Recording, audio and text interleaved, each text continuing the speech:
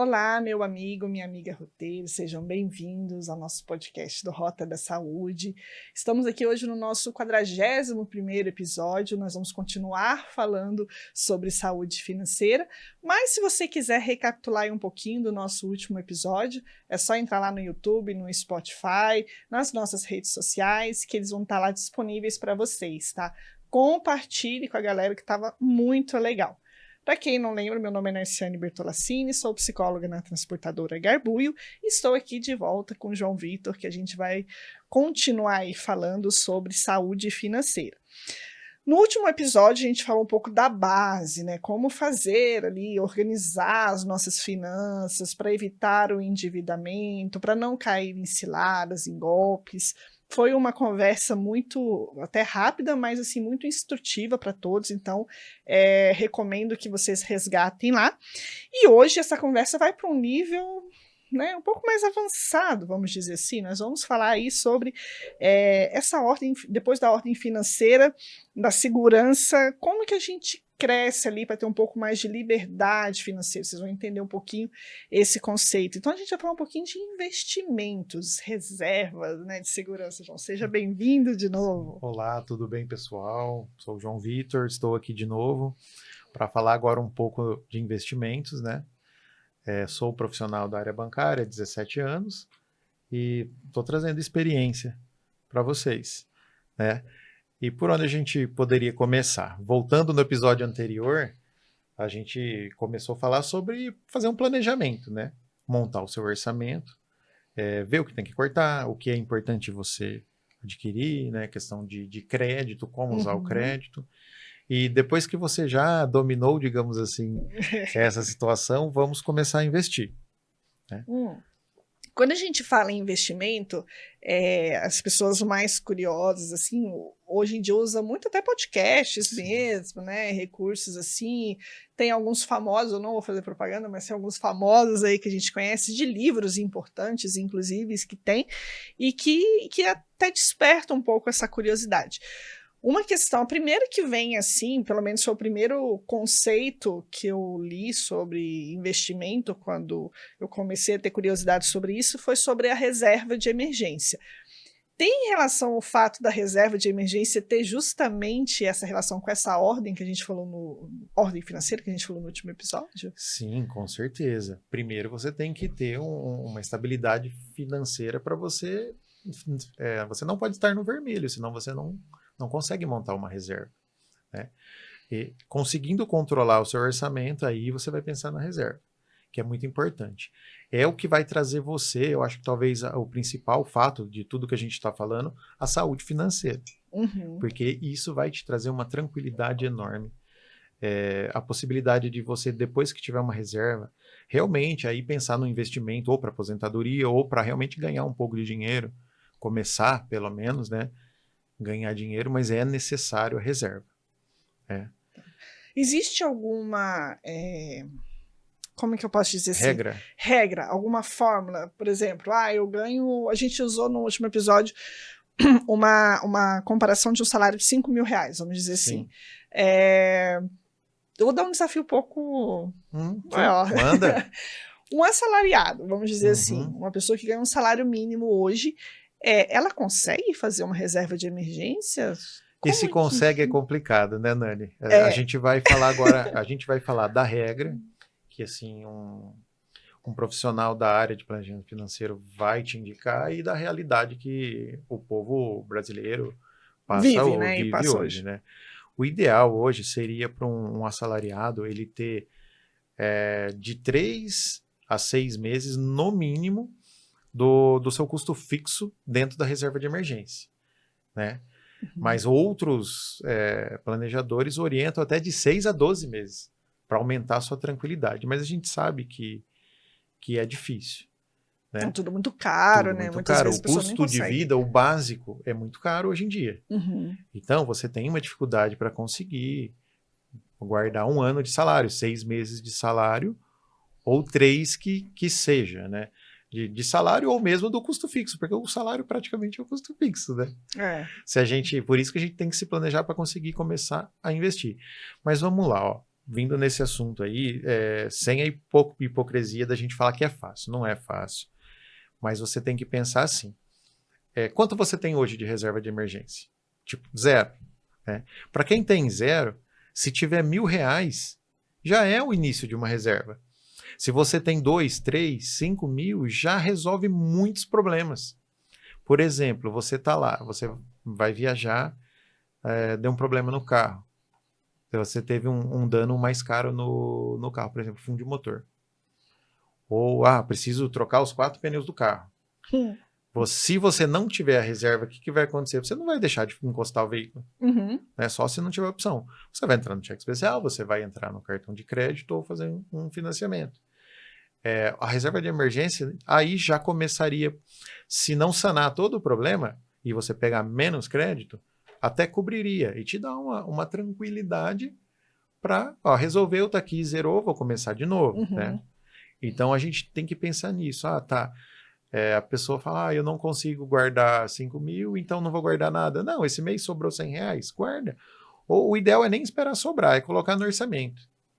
Nesse mês eu preciso. Caixinha, né? É a mesma coisa. Eu pago 1.000 de mercado, salário de 5 mil. 1.000 de mercado, eu pago 1.000 do financiamento do carro, eu gasto com outras coisas em casa mais 1.000. E você coloca, eu gasto lá. Eu vou chutar sempre baixo para simplificar mesmo, trazer para a realidade. Tem R$100 que é meu custo fixo de reserva de emergência. Você pode até programar isso para descontar da sua conta automaticamente em algum investimento. Né? Legal. Aí, agora, falando como montar, o que a gente indica? O ideal é que a sua reserva de investimento esteja aplicada em alguma coisa com liquidez, né, que se você possa resgatar a qualquer momento. Até para ela ir rendendo. Sim, você não tem necessidade. E ao mesmo tempo ela vai render, ela já é um investimento. Na verdade, temos opções CDBs, que tem rentabilidade diária, temos o Tesouro Selic, que ele é corrigido pela taxa Selic, né? Então ele sempre vai acompanhar a inflação. Se você não ganhar, você não vai perder. Ele acompanha a inflação, a rentabilidade. Ou mesmo, para mais conservadores, até a poupança. É melhor você ganhar uma rentabilidade de 0,5% do que não ganhar nada, né? Para quem tem gente que não confia, né, no investimento da pessoa mais idosa, faz a sua poupancinha lá, deixa um valor lá para começar. Quando você formar uma reserva que te dê uma segurança, isso saindo da regra do 3, 6, 12 meses de custo fixo guardado, você eu estipulei que 10, 15, 20 mil é suficiente. Chega nesse valor, mantém a disciplina, deixa ele lá rendendo. O que passar disso, você vai começar a buscar outros investimentos. Já pensando agora em investir de fato. Né? Então, mas assim, é importante montar a reserva, é o primeiro passo. O ideal, então, é a gente montar a reserva já no investimento, né, que nem você falou, e depois de dado ali, atingiu a meta, aí, você começa... Você tem que considerar que é um dinheiro que não tem, porque senão, o que acontece? Eu estou investindo. E você precisa de dinheiro? Você vai tirar do seu investimento? Não, você tem a reserva de emergência, você tira dela. Entendi. Entendeu? Até para você não perder, né? Sim. E aí você já pode, tendo a reserva para você utilizar, um valor que te traga segurança, você já pode pensar em um investimento um pouco mais elaborado. Porque se você... Investimento é risco-retorno, né? Por exemplo, se você pode começar a aplicar, de repente, em umas ações... Aí, devagarzinho, porque sempre vai ter o risco de perder um pouco, ou perder tudo, que seja, né? De acordo com a orientação do profissional, né? Você tem que levar em consideração o seu apetite a risco para começar, principalmente se for aplicar em ações, né? Que tem. Só que aí você tem uma segurança para fazer isso. E aí você começa a diversificar uma carteira mesmo. Coloca, pode ser até em renda fixa, num CDB mesmo, só que aí se você faz um CDB com carência, por exemplo, tem produtos de CDB que tem 1, 2 anos de carência que já paga um pouco mais. Aí você tem opção também, você deve conhecer, eu estou ouvindo falar em LCIs e LCAs, que o LCI é letra de crédito imobiliário, né?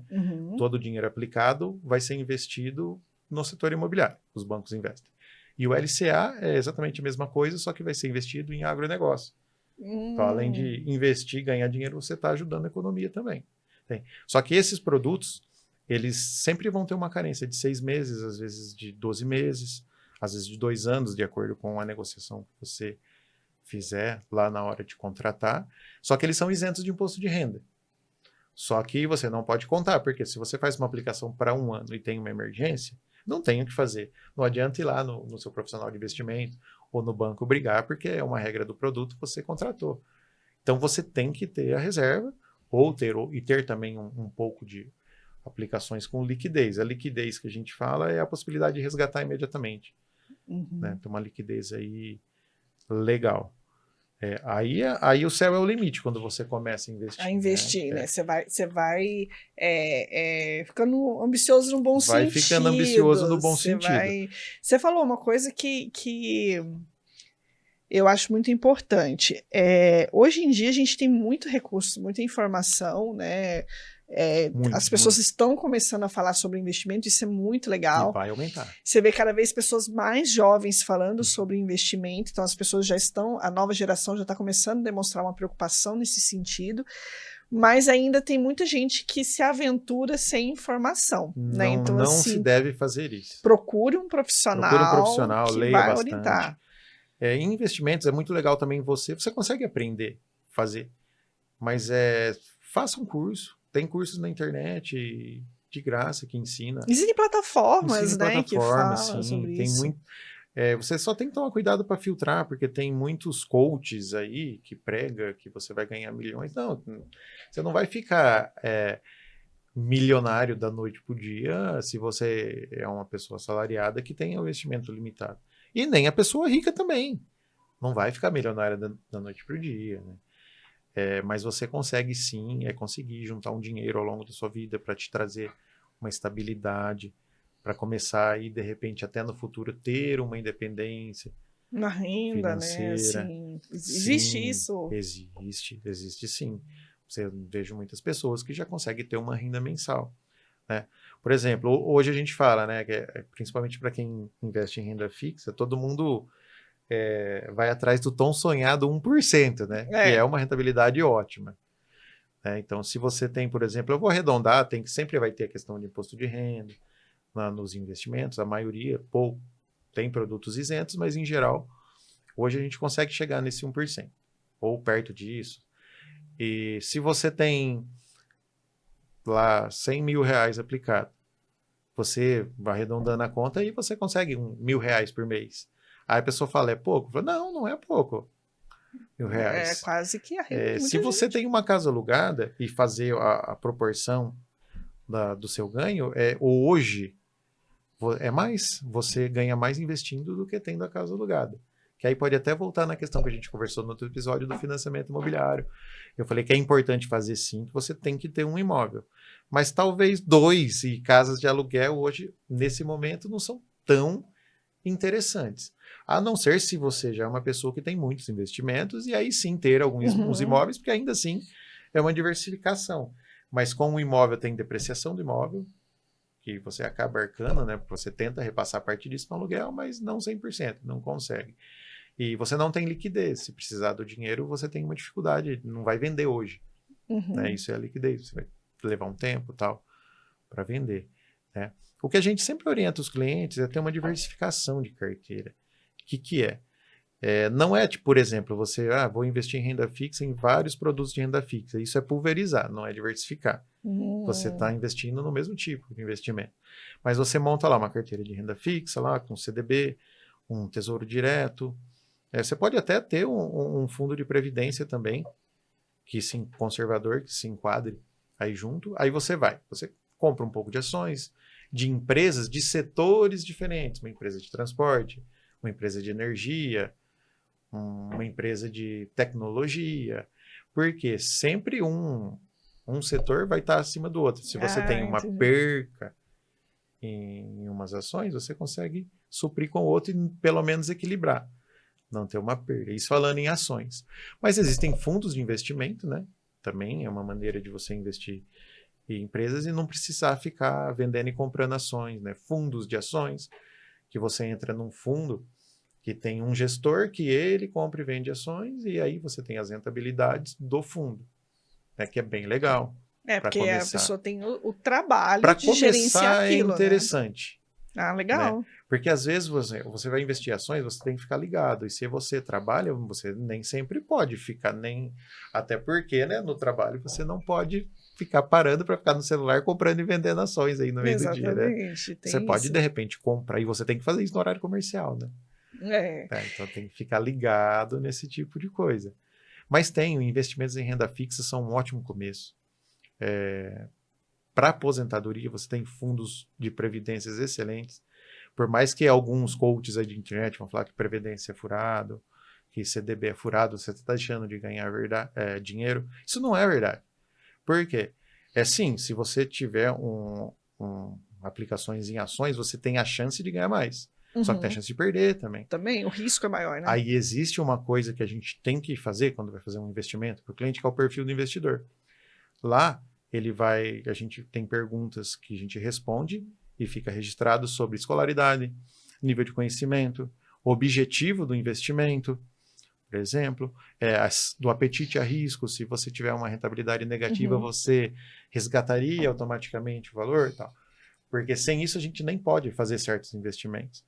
Aí vai dar um perfil conservador, moderado, dinâmico ou arrojado. Se o perfil é conservador, no meu caso, a gente nem consegue fazer certas aplicações para o cliente. Eu já percebi Ele isso. tem que adequar o perfil, porque é uma segurança para o cliente, né, que o profissional está oferecendo um produto dentro do perfil dele.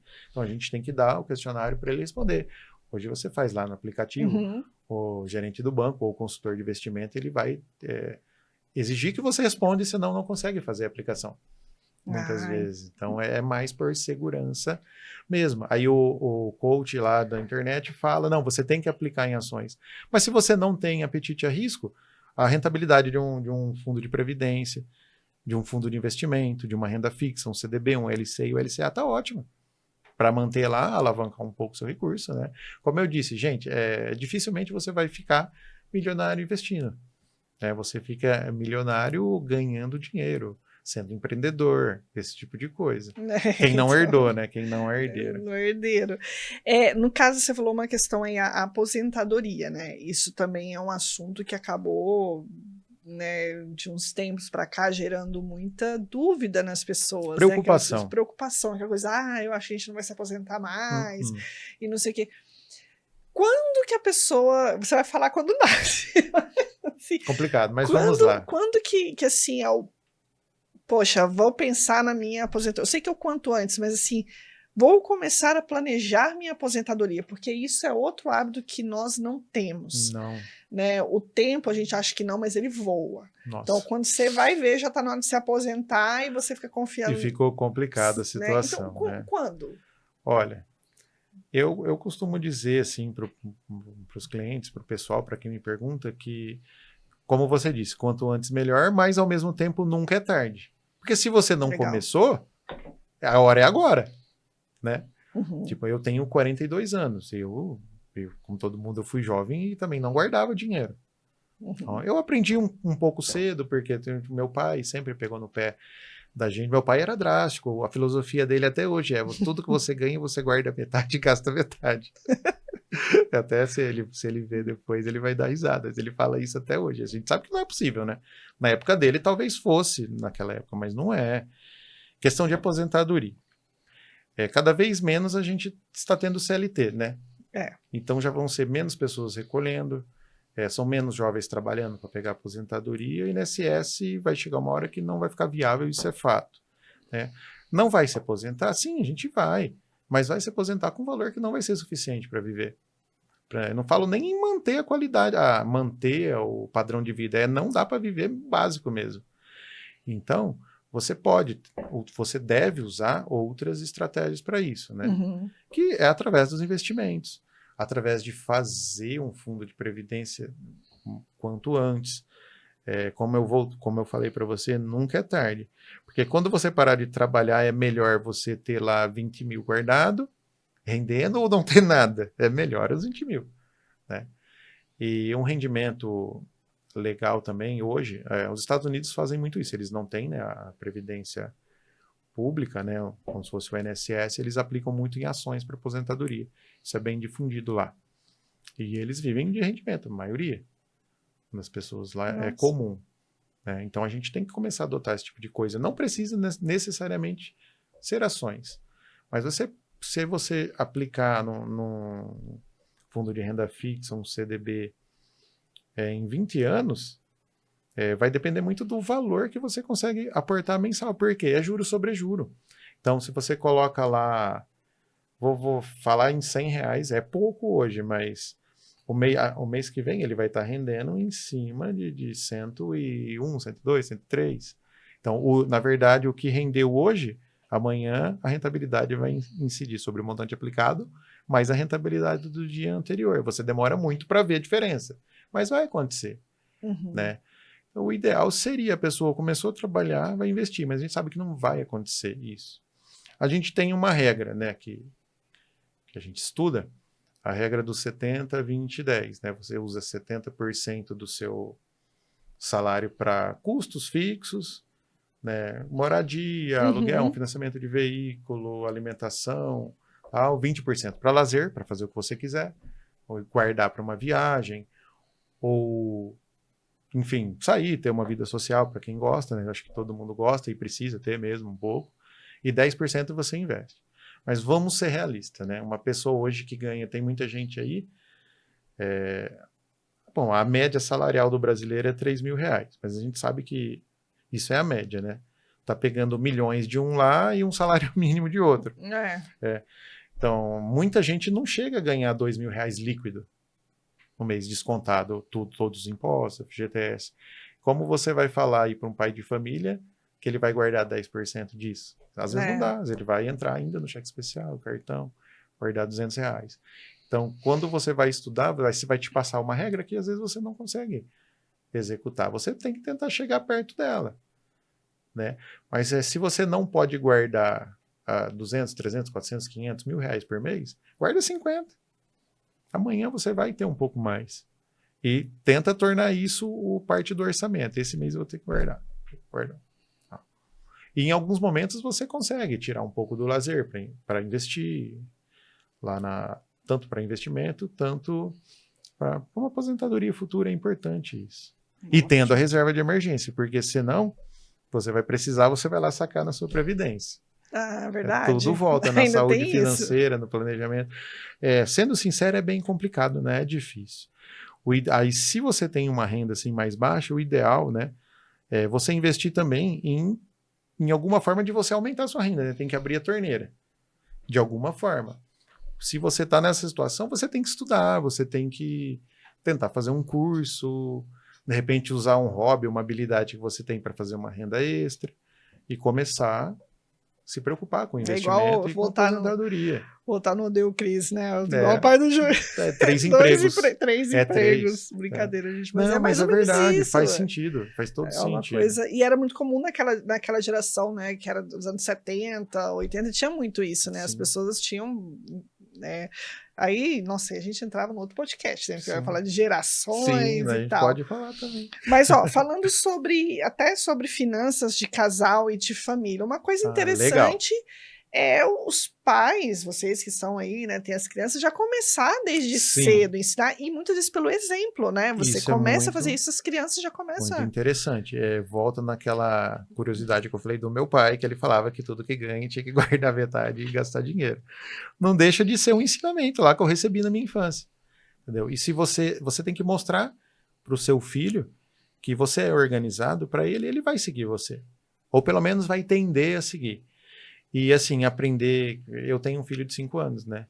É difícil falar não para uma criança. É isso que eu ia falar. É terrível, né? Você vai, mas você tem que falar.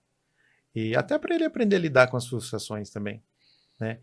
E o meu filho já tem aprendido. Às vezes ele vai numa loja, no mercado e quer alguma coisa, aí ele vem falar, papai, outro dia você pode comprar isso para mim? Ele já aprendeu, já está aprendendo, já reflete. Então, e já não fica tão frustrado. Fala assim, filho, se a gente guardar o dinheiro, a gente consegue. E ele vai aprender. A gente tem que começar a usar isso. Mas o mais importante nessa questão da finança da família, que você tocou no assunto, é o casal. Essa é uma parte muito complicada. Por quê? Os dois têm que estar alinhados nos objetivos. Você tem que conversar. Tem que sentar, tem que conversar. Falou, ó, a gente casou, a gente tem esse dinheiro aqui, você ganha isso. Independente de quem ganha mais ou menos, a gente nem precisa entrar nesse mérito, mas é a organização e o foco. O foco tem que ser para os dois igual. Tá, a gente vai comprar uma casa? Tá, como a gente vai comprar? A gente vai cortar isso, a gente vai investir em alguma coisa para conseguir acumular o dinheiro, a gente vai entrar no financiamento, tudo bem, mas aí a gente precisa ter uma entrada. E os dois têm que andar juntos ali. Porque já vi casamentos acabar por causa de dinheiro. Eu ia falar isso, um dos principais casos de Sim, divórcio. sim, dinheiro. É a questão financeira. E não é a falta do dinheiro. É A distribuição. O desacordo, sim, a falta de diálogo. Sim. Porque às vezes um gasta com muita coisa. A pessoa fala às vezes as mulheres, né? As mulheres gastam muito com cosmético, com roupa, tudo. Mas não é verdade. O homem também. Tem muito homem aí, ó, que chega em casa e quer ficar jogando no tigrinho. Era o assunto para depois, né? Não, mas pode já entrar, porque inclusive tem gente que tem a ilusão de achar que esse negócio seduz tanto que acaba achando que isso é investimento. Não, tem pessoas que acham que isso é um trabalho. Então, eu já vi gente, pessoas falarem, não, mas eu ganho aqui, cara, mas o tanto que você ganhou e o tanto que você apostou. É complicado. Aí já pensou, falta um dinheiro do orçamento, aí vão fazer as contas, a esposa descobre que o cara tá jogando no tigrinho. Nossa. Vai acabar o casamento. Se for, é verdade. Se a pessoa não parar, não se comprometer, então. E isso gera vício também. Então, eu tô falando isso, esse é até um outro tópico, mas é para dar o exemplo, né? Os dois têm que ter o mesmo objetivo. Não tem o seu dinheiro, o meu dinheiro tem que ser o nosso dinheiro. Que aí vai caminhar legal, com certeza. Os dois andando juntos. E assim, o que a gente pode considerar, então, o que é essa independência financeira verdadeira? Quando a pessoa pode virar e falar assim, sou independente. Isso é muito difícil chegar nessa real dependência. Eu acredito assim, pelo que eu leio, pelo que eu estudo e pelo que eu sinto também. Se você tem uma boa reserva, chegar num patamar realmente de ter de 6 a 12 meses lá de despesas guardadas, um bom dinheiro investido que pinga alguma coisa para você por mês já, não, às vezes não precisa ser o seu salário, mas de repente você tem uma tranquilidade para tomar decisões, por exemplo, meu trabalho aqui não está legal, estou sendo pressionado com algumas coisas que não está mais legal, a empresa não está mais legal para mim, eu vou sair e vou procurar outra coisa. Você tem, já é uma liberdade, você tem que chegar nesse nível. Tem não, né? É bom chegar nesse nível, né? E é possível, né? É possível. Trabalhoso, mas é possível. É difícil, mas é possível. Tipo, chega um ponto que você fala, tá, se a empresa me demitir, eu tenho essa garantia aqui, eu posso fazer outra coisa, eu tenho dinheiro para abrir um negócio, ou o que está me rendendo por mês eu consigo levar aí com o básico, pelo menos, até arrumar outro emprego. Então, é muito importante isso. Vai te dar uma paz. Eu acho que é o sonho de todo mundo, né? Eu acho a independência, que é bem por aí. Né? Que aí você vai trabalhar, mas você sabe que se chegar uma hora que você for desligado, ou por um motivo ou por outro, questão de mercado, acontece. Crises, né? Como crises, a gente já passou. Você pode ser o melhor profissional. A empresa pode precisar demitir alguém e todos que estão lá são ótimos profissionais. Vai ter que, né? Pode acontecer. Se você tem né? essas questões que a gente falou, você consegue sair tranquilo, com paz. Também você não acaba, né, não tendo uma preocupação a mais. Uhum. Bom, vamos falar sobre, né, esse tema aí que é bem preocupante, né, hoje em dia na sociedade. A gente falou no último episódio, sobre algumas questões que podem, vamos dizer, ser ladrões do seu dinheiro, né, se você não tiver a sabedoria de usar. E te levar a um endividamento. Eu já ouvi histórias de pessoas que tinham fundos, tinham investimentos, tinham uma boa reserva e acabou por curiosidade entrando, né? Por isso que a gente deixou esse assunto para o final, porque realmente ele é algo assim importantíssimo. E entrou no endividamento por conta de uma dívida de jogo. Isso, João, me desperta-se uma curiosidade social muito grande. Por quê? É um país, até onde eu sei, me corrija se eu estiver errada, proibido ter cassino, né? Até pouco tempo atrás, o único jogo que era possível se ter eram as loterias, que são regulamentadas e tal, auditadas e etc. Os caça-níqueis são proibidos, jogo do bicho é proibido, até, se eu estiver esquecendo algum. E aí me vem essas bets, esses Betes, tigrinhos. tigres, animais. Quê? Como? Da onde que vem? Né? Lá. Como que surgiu isso? Que brecha que a gente tem na lei que permite isso e que está gerando um verdadeiro caos na saúde das pessoas? Porque existem pessoas que vêm a se matar por conta de uma dívida de jogo, porque não vê, literalmente um poço sem fundo. São casos mais críticos, mas que existem. Então, assim, como que os bancos, o pessoal das finanças encaram isso, esse fenômeno ruim, né, que está acontecendo? Qualquer profissional da área financeira acha isso, né, uma vergonha, né? Porque não são 100% regulamentados, mas são permitidos, né? Tem muita discussão sobre o tema, tanto das bets quanto dos jogos dos tigrinhos, do tourinho, dos animais, enfim, né? E porque é uma válvula por onde escapa muito dinheiro. Acho que começou mais com as bets de futebol, né? De apostas online, né, pelo que a gente acompanha. E o Brasil é uma brecha de entrada, porque o brasileiro gosta muito de futebol. E o brasileiro também gosta de jogo. Principalmente homens. Homens gostam de apostar. Eu, particularmente, não tenho muito interesse em aposta, mas não sou tão competitivo nessa questão.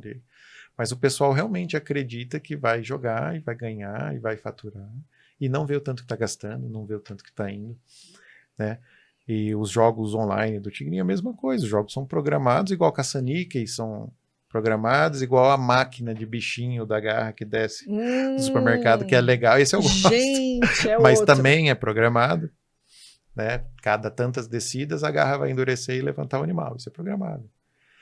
Então, e a Caso gente você gosta. tenha Esse eu gosto também, para falar a de ir verdade. lá E agora, antes, meu filho gosta, né? Então a gente ia no mercado, geralmente era uma nota de R$2 lá, eu tinha uma ou duas no bolso, eu usava lá. Só que aí colocaram a sacada, agora já tem a máquina de cartão acoplada na máquina,